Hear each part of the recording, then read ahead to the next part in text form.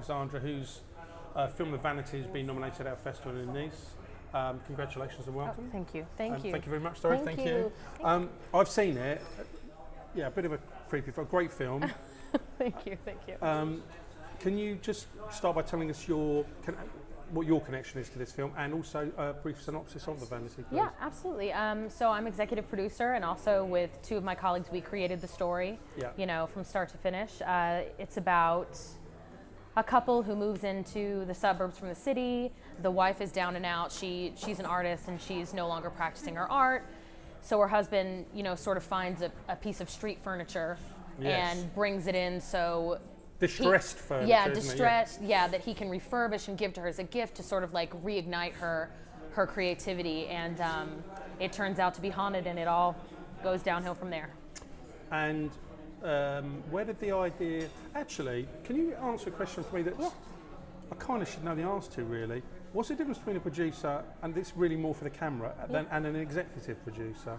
Well, technically an executive producer is the one who fronts the money. Has the cash, and then the producer is the one that does all the work in terms of organizing, hiring people, getting the equipment, the locations, scheduling and everything like that. So I guess I would say I'm executive producer and producer, because I did all of that from start to finish. So would the producer normally, if the executive producer is a money man or woman, does the producer then answer to the executive producer? Right, yes. Okay. Yes. Because I often think when I see the producers now, I mean obviously I do know the executive producers, but it's just in terms of, so other people would know, you kind of get the feeling, most people I think would think the producer's the one calling the shots, which they kind of are, but they're kind of not really. No, yeah, the executive producer sort of has final say on all, how it looks creatively and the story and everything, and the producer sort of executes what the executive producer wants. Right, so you're running everything as well as fronting the money. Ooh, yes. God, that's a task. And it's been, I think you said been involved in the story as well. Is that right? Were you involved? Yes.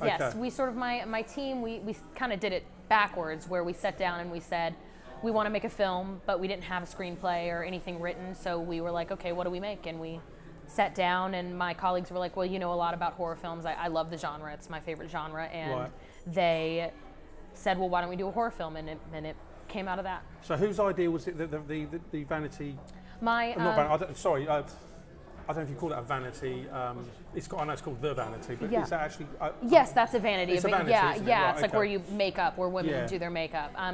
It was my director and writer, Ben Myers. He sort of, when we decided on a horror film, he sort of wrote up like some treatments, like 3-sentence synopsis of like short films, and we sort of went through, and this one stuck. We liked that it was sort of a traditional ghost story, and not, and not heavily gory or anything, as some horror films can be. So we just went with that. It just sort of something like rang true to us that we liked about it. So.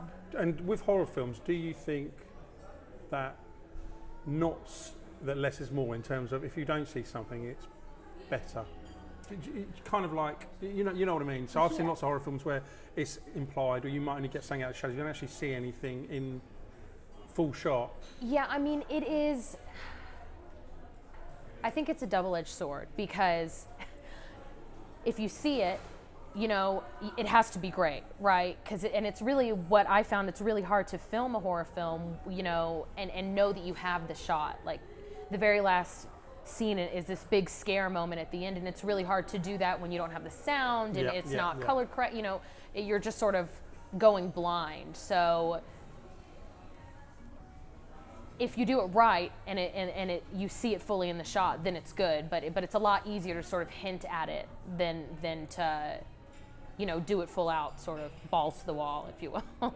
So you were coming up with these ideas, and this is the one that came to the fore. Well, and I'm sure there are others, but did you all immediately go, oh, that's quite cool, I can see this has got a bit of potential, I get it with a mirror and everything? And yeah, we liked the idea of it being more of a subtle story in terms of horror. There aren't a lot of jump scares, really. The last one is the only one that's like everything else is just sort of a vague, like, it's unnerving, isn't it? Unnerving, like uneasy, creepy sort of feeling, and a ghost story can have that. We had other ones that were much more grotesque, but we kind of and we liked the idea of how it sort of is a parable in a way to actual vanity, to being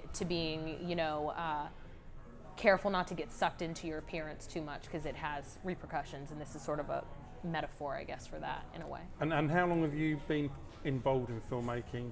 This is my first film. Oh God! This is now my I say first that because one. I know that you would have been thrown in the deep. Oh well, that's interesting. So the next question, of course, is you're spinning all these places I mentioned. Yeah.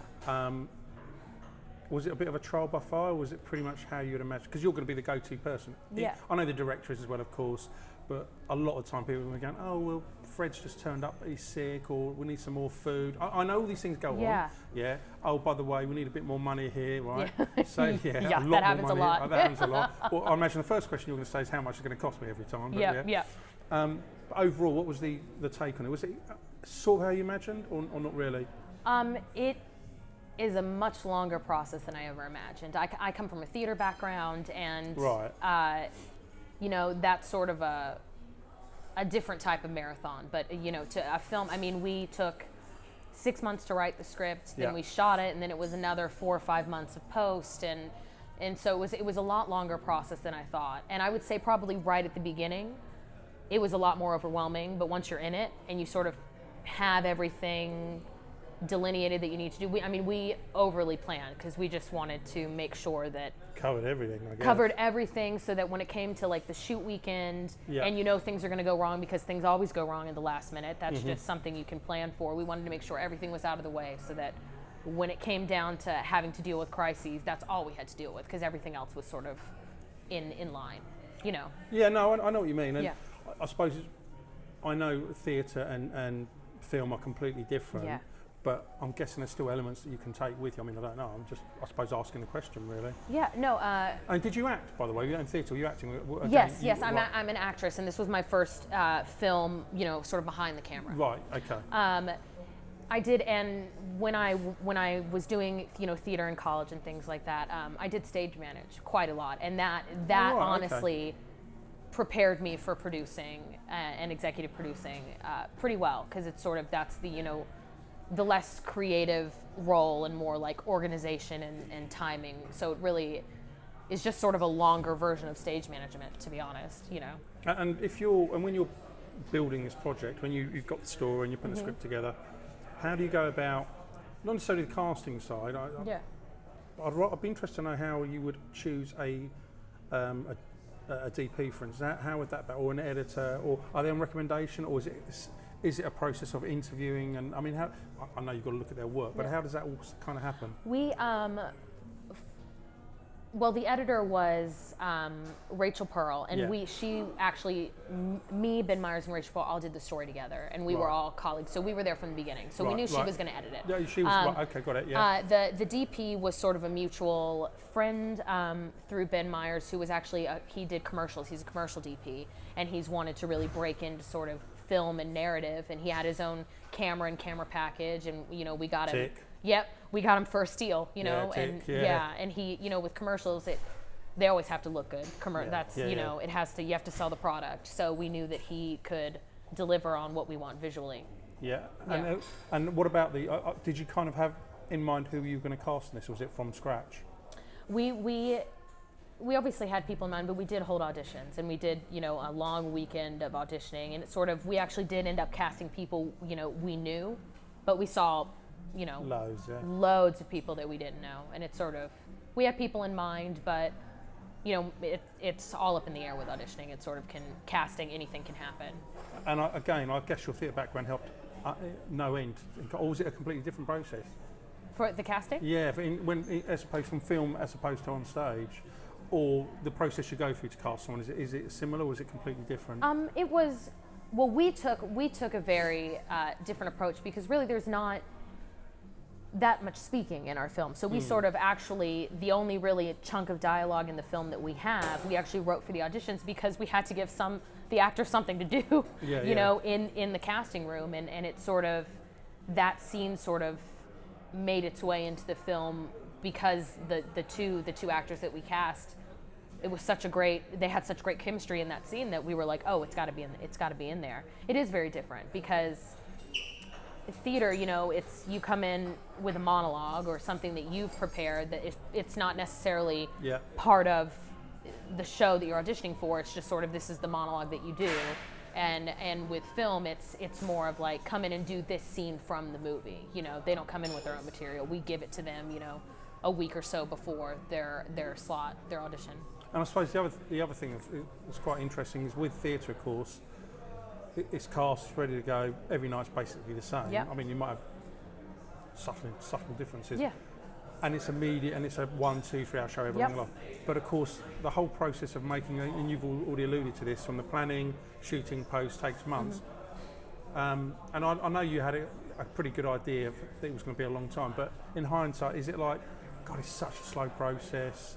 Well, I'm more used to the theatre side of things, but once it's all built and designed, everyone's running every night, it's going to be the same performance. So I suppose the question is, looking back, well, I suppose it's two-pronged really. I'm guessing you really liked working for me, you loved it, or maybe you didn't. And secondly, is that a process, do you find that a bit of a bind? Because you're used to the more immediacy. I don't know, I kind of... or maybe you love the difference. I do love the difference, Right. I do, because it's a long time, but you're not constantly doing things that entire time. It comes in bursts. You have a burst of activity where you're planning everything, and then everything's planned, and you have 2-3 weeks before you actually start shooting where everything's lined up. There's nothing to do, you know, and you wait, and then the filming weekend comes, and that's crazy.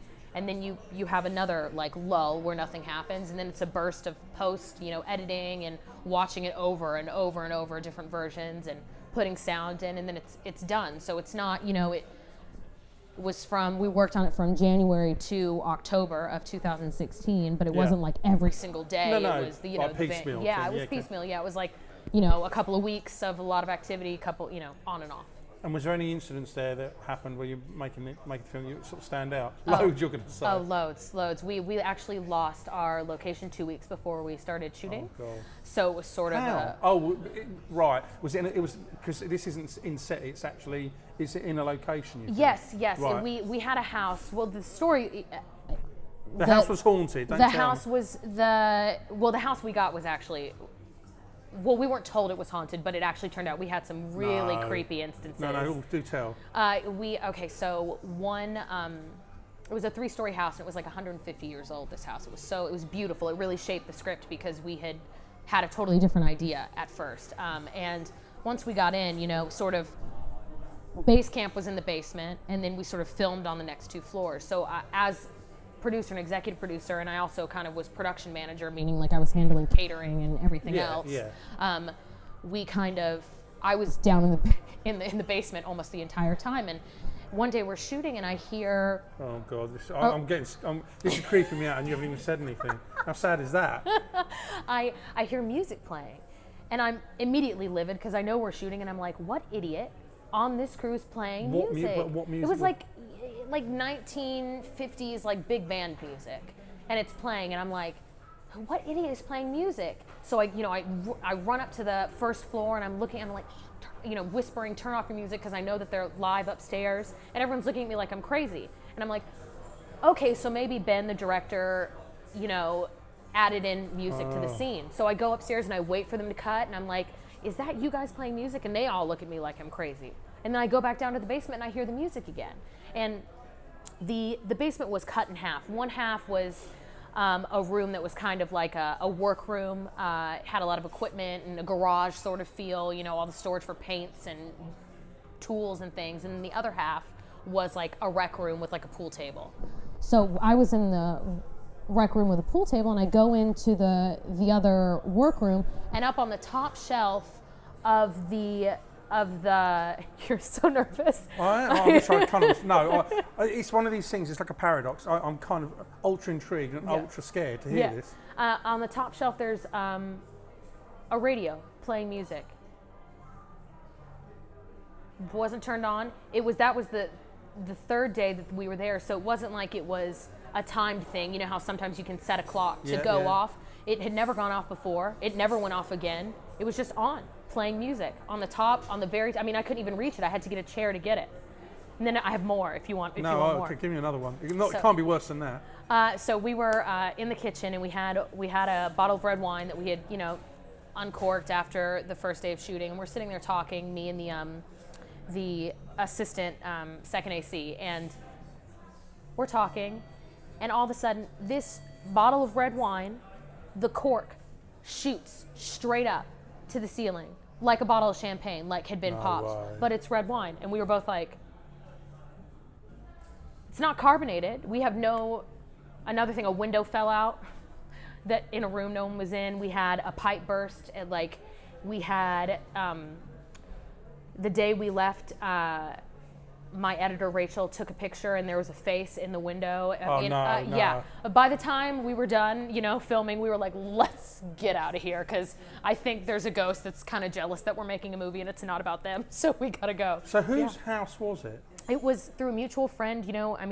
2 weeks out, I was sort of like, put me somewhere, I don't care where we are. And a mutual friend contacted me and said, I have this family that's interested in letting you use their house for this film, take a look at it.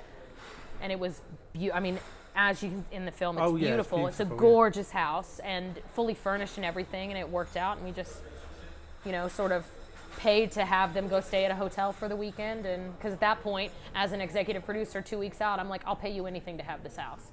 Because you were not desperation, but it was. A little desperation, because it was cutting a little close to not have a location, especially in a movie that it's all one location. So we just needed a space, honestly. So. And the finished film, is it kind of the vision that you hoped it would be? Apart from the scary incidents. It is and it isn't, because it was the script and the entire story was completely different. The house, as I said before, the house shaped the film in a way that we hadn't planned for, you know? Because the original location we had them where they had just moved in, so the house is empty. Yeah. It's all boxes, and that's when it happens, and it happens in an empty house where the vanity is literally the only thing in the house with this woman, and that location fell through, and now we had a fully furnished house, and we kind of changed it up, and it's better than I ever could have imagined, honestly. It's like the old, I don't know if you've heard the old adage of like, there's a film you write, there's a film you film, and then there's a film you edit. And it's all three different things. Of course, I love asking that question, because pretty much every filmmaker that I speak to, if I say to you, that finished script was your final draft, that's the one you're going to shoot, that's not the one that was, no. And no. I've never had a filmmaker ever say it's the finished one. It might only be a subtle change, but it's never been the same. There's always something they've adjusted, according to circumstance, for instance, or you're shooting a scene, the chemistry wasn't there, or I don't know, 100 different things that might happen. So what's after this? Is there something else that you're looking at doing now, or is there a whole draft? I have 3 projects coming up later this year. I have a web series and then 2 more short films coming up. Web series is sort of a.